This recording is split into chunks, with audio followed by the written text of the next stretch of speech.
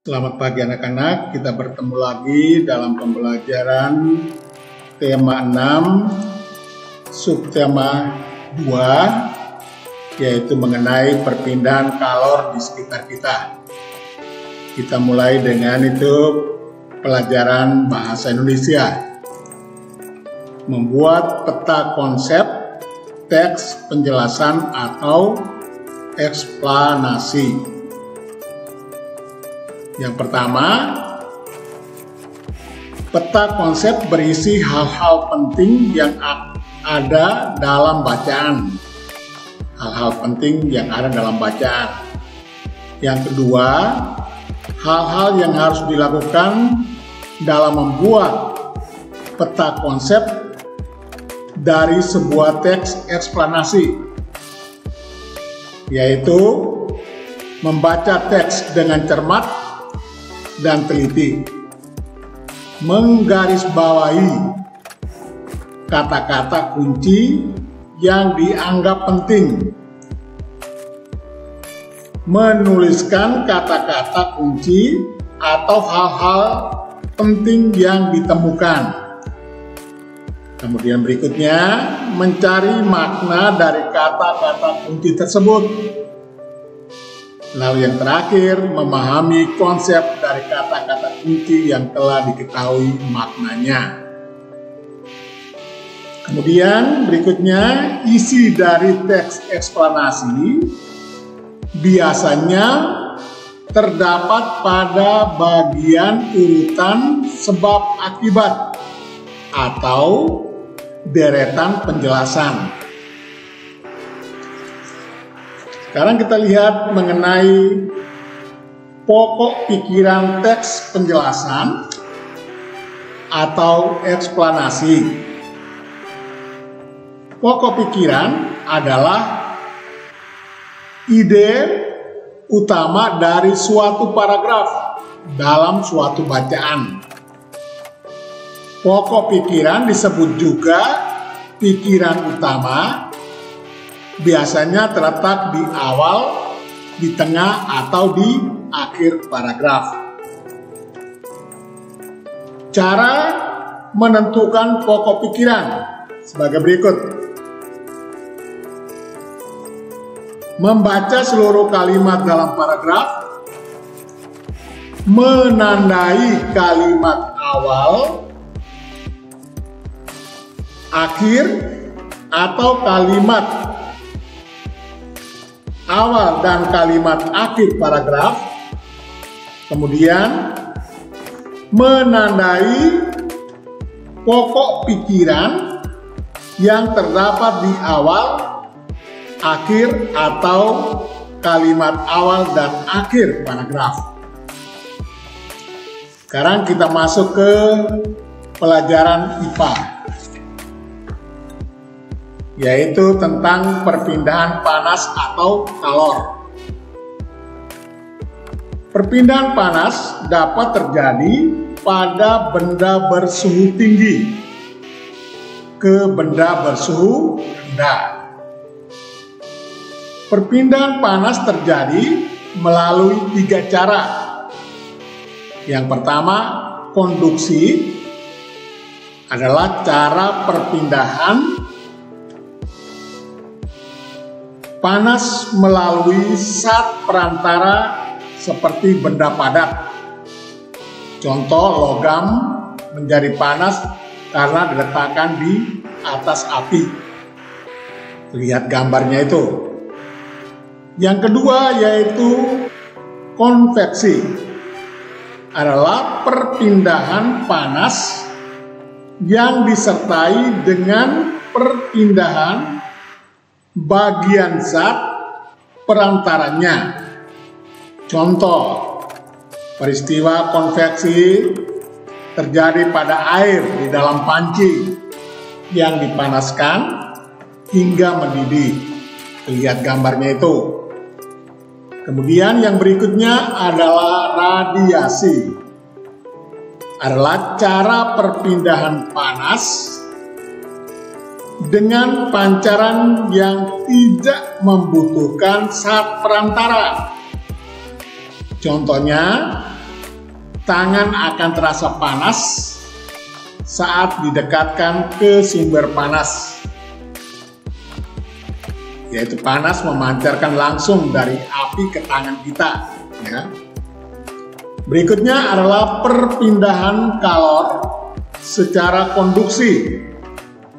Disebut juga perpindahan kalor secara hantaran, yaitu perpindahan kalor tanpa memindahkan zat perantaranya. Hanya kalor yang berpindah, zat perantaranya tetap. Contoh, memanaskan sendok di atas nyala api pada lilin. Sendok semulanya dingin, lama-kelamaan menjadi hangat, kemudian panas. Biasanya benda yang terbuat dari besi untuk perpindahan kalor itu. Berikutnya kita masuki ilmu pengetahuan alam, masih ilmu pengetahuan alam, yaitu perpindahan panas secara konveksi. Yaitu pertama, peristiwa konveksi dalam kehidupan sehari-hari pada saat merebus air. Contoh lain yaitu cerobong asap yang menjulang tinggi pada pabrik-pabrik. Hal itu dilakukan agar asap pabrik tidak terhirup manusia secara langsung. Nah, ini namanya peristiwa konveksi. Peristiwa perpindahan kalor secara konveksi terjadi pada zat cair dan gas, yaitu udara dan angin. Zat yang menerima kalor akan memuai dan menjadi ringan, sehingga akan bergerak ke atas. Molekul zat yang berada di atasnya akan menggantikannya. Nah, itu mengenai ilmu pengetahuan alam. Sekarang kita datang kepada SBDP, Seni Budaya dan Prakarya. Yaitu kita melihat pola lantai dalam seni tari. 1.